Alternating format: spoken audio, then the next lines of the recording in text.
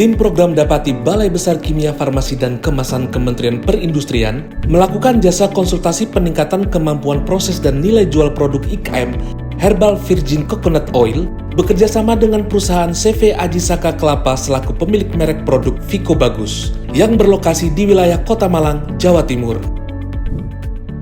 Untuk nama CV-nya Aji Soko Klopo, jadi berharga dari kelapa. Kalau berdirinya secara formal memang agak belakangan ya, 2017. Tapi proses produksinya sejak tahun 2004 pertengahan. Perusahaan ini telah mengantongi legalitas perusahaan berupa surat izin perdagangan, tanda daftar industri, tanda daftar perusahaan, legalitas dari BPOM, dan sertifikat halal. Program Dapati ini dilaksanakan selama 8 bulan pada tahun 2022 dan mendapatkan hasil berupa rekomendasi sebagai berikut.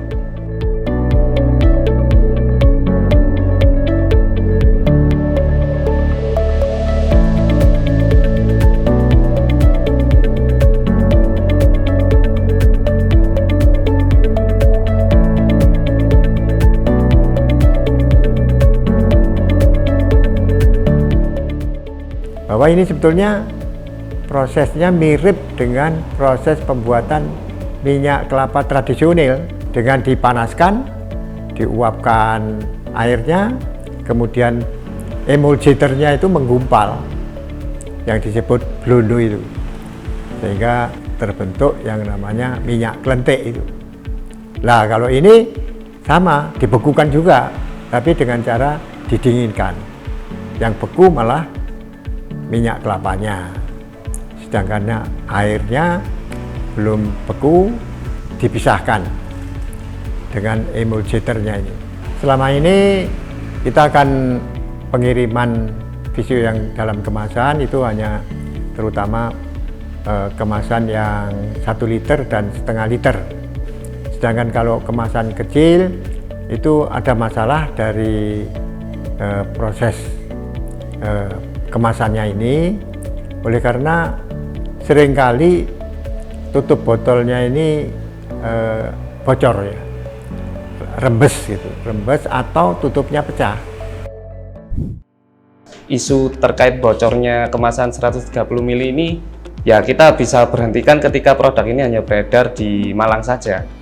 Dari produk itu dianalisa oleh pihak Dapati dan dari sana mendapat masukan untuk penambahan sekat di dalam kardus. Alhamdulillah kami mendapatkan solusi yang sederhana ya.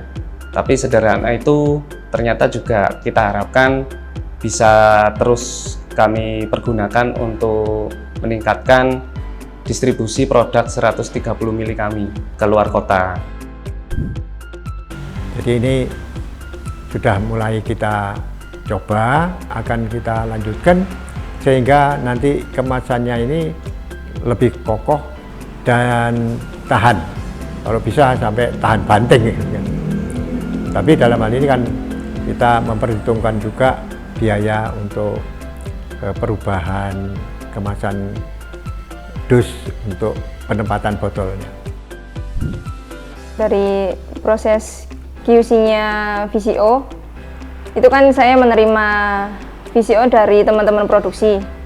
Itu saya periksa dulu, mulai dari expirednya, tutup botolnya, nerembes atau tidaknya itu, sama bagian labelnya juga saya periksa juga. Terus kalau memang ada yang tidak sesuai dengan SOP-nya, itu nanti saya kembalikan lagi ke teman-teman, itu dicek kembali, diganti, biasanya diganti tutup, diganti label, dan dibersihkan lagi, dihilangkan dari minyak-minyaknya itu.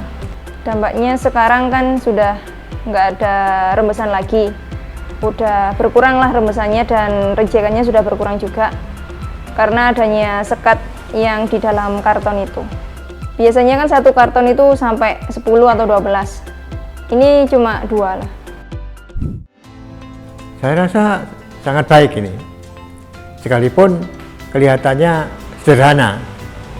Harapan kami tidak hanya mengenai